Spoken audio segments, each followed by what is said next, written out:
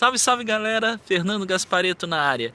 Esses dias atrás eu postei para vocês uma enquete sobre se Capitu traiu ou não o Bentinho Santiago, né? Bento Santiago, advogado da obra de Dom Casmurro de Machado de Assis.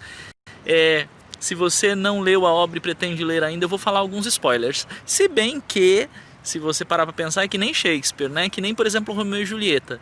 Então, assim, se você nunca ouviu falar da obra Romeu e Julieta, ou nunca leu Romeu e Julieta, ou nunca assistiu nenhuma das adaptações para o cinema de Romeu e Julieta, ainda assim você deve saber que Romeu e Julieta morrem. Então, assim, meio que todo mundo sabe da história de que talvez, né, Capitu tenha traído ou não Bentinho, e da grande polêmica que existe. É uma das obras mais perfeitas da nossa literatura brasileira. E, de verdade, vou colocar aqui a minha opinião. Eu fico na dúvida se traiu ou não, enfim. Mas eu defendo a tese de que Capitu não traiu Bentinho. E eu tenho algumas ideias na minha cabeça a esse respeito. Quer saber? Eu conto nos próximos stories, ok? Quais são as minhas opiniões e as minhas argumentações a respeito de que, na minha opinião, Capitu não traiu e Bentinho viajou na maionese e alucinou legal e tal. Vocês sabem, quem conta a história de Dom Casmurro é o próprio Bento Santiago. Ele deixa claro na obra que a memória dele falha muitas vezes, tem muitas coisas que ele sabe que a memória dele viajou, que ele conta coisas, mas ele sabe que o cérebro dele vai preenchendo lacunas de coisas que aconteceram. E eu acredito que é o caso. Mas eu tenho as minhas, assim, alguns pontos da obra que eu quero comentar com vocês, ok? Próximos stories.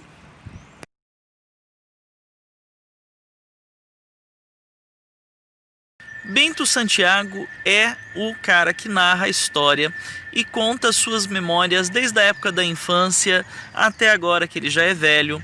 E ele conta sobre a mãe, sobre os tios, um agregado que mora junto com a família. Ele vive numa casa na infância, a casa conhecida como a Casa dos Três Viúvos, a sua mãe viúva, o seu tio e uma prima também da família, mais José Dias, que é um agregado, uma pessoa amigo da família que acaba vivendo a sua vida junto com eles ali. Ele foi criado praticamente ausente do pai, o pai morreu quando ele era ainda criança. Ele é um rapaz reservado, vive mais próximo à casa, família, junto da mãe, e tem uma grande amiga que é a Capitulina, que é a sua vizinha, que é a moça famosa Capitu da história. Na real, a maior parte do livro passa contando sobre a infância e a adolescência dele, e o momento em que ele descobre, né, que se cria um relacionamento sentimental amoroso já entre ele e Capitu. O grande problema é que a mãe dele fez uma promessa de que ele seria padre. Então a maior parte da história mostra ele descobrindo o amor pela Capitu, a Capitu por ele, e eles tomando a decisão de: poxa, como é que a gente vai convencer minha mãe a não me mandar para o seminário? Ou como é que eu vou convencer a minha família de que eu não tenho um chamado, uma vocação para ser padre, para o religioso?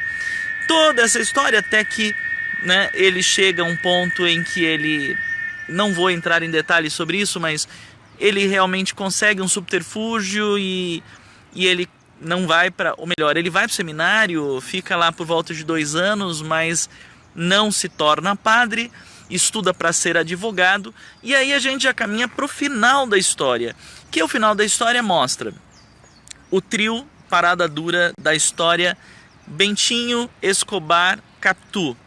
Escobar é o melhor amigo, na verdade é o único grande amigo que ele faz além da Capitulina, e ele faz esse amigo no seminário, porque no seminário, no tempo que ele esteve no seminário, ele conheceu Escobar. Escobar também não tinha vocação para ser padre, eles se conversam, ele confidencia de Capitu e os planos que ele faz de tentar convencer a mãe a não mantê-lo no seminário. Escobar fala que quer ser um comerciante, que essa é a grande vocação dele.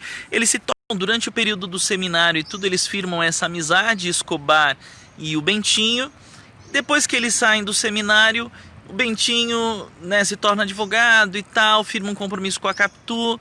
Escobar se torna muito próximo deles. Escobar conhece Sancha, que é a melhor amiga de Capitulina, da Capitu, e os dois se casam. Eles se tornam muitos amigos, vão fazendo a vida deles. Eles todo final de semana estão juntos em família, depois como casal, né?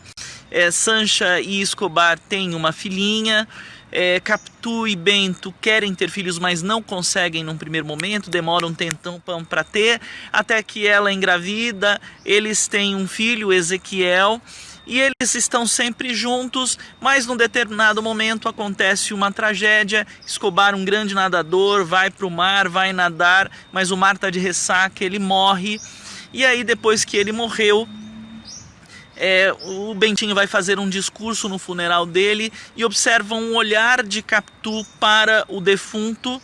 E a partir daí ele já era muito ciumento, mostra isso na história, desde a adolescência dele, quando ele descobre o amor pela Capitulina, ele já se torna um cara muito ciumento.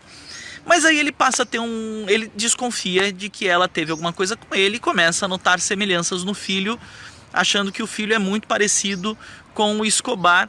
E aí, sendo assim, ele deduz então que houve traição. E aí é uma grande tragédia, porque a partir daí o relacionamento dele se torna impraticável, ele passa a odiar o filho, passa a ter uma raiva, algo estranho, um sentimento estranho a um amigo que foi devoto dele, mas ele passa a acreditar que esse amigo o traiu. Enfim, essa é a história de Dom Casmurro.